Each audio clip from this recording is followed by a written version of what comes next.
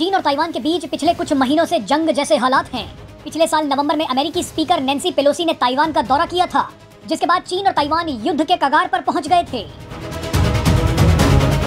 चीन ने कई बार ताइवान की वायु सीमा में अपने लड़ाकू विमान भेजे।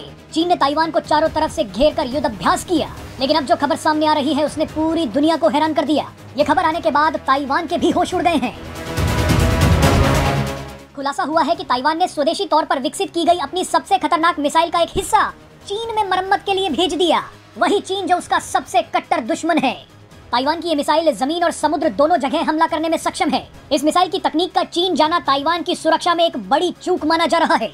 एक न्यूज रिपोर्ट के मुताबिक ताइवान की मिसाइल का ये महत्वपूर्ण हिस्सा मरम्मत के लिए चीन के शिडोंग प्रांत में मिला।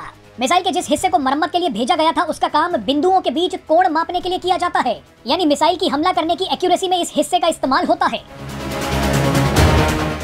आपको बता दें कि ताइवान ने मिसाइल के इस हिस्से को स्विट्जरलैंड की एक कंपनी से खरीदा था। ताइवान का कहना है कि उसने मिसाइल के इस उपकरण को मरम्मत के लिए स्विट्जरलैंड ही भेजा था, लेकिन ताइवान के होश तब उड़े जब मरम्मत के बाद इस उपकरण को चीन के शिडोंग के एक हवाई अड्डे से ताइवान वापस भेजा गया।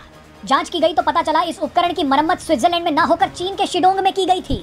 मिसाइल का ये पार्ट बनाने वाली स्वीडिश कंपनी ने सफाई देते हुए कहा है कि एशिया में इस पार्ट की मेंटेनेंस शिडोंग में ही होती है, इसीलिए इस पार्ट को मरम्मत के लिए चीन भेजा गया था। इस पूरी घटना के बाद ताइवान की सुरक्षा एजेंसियां चौकन्नी हो गई हैं। ताइवान ये पता लगाने की कोशिश कर रहा है कि कहीं चीन ने इस उपकरण से कोई डाटा तो नहीं निकाल लिया।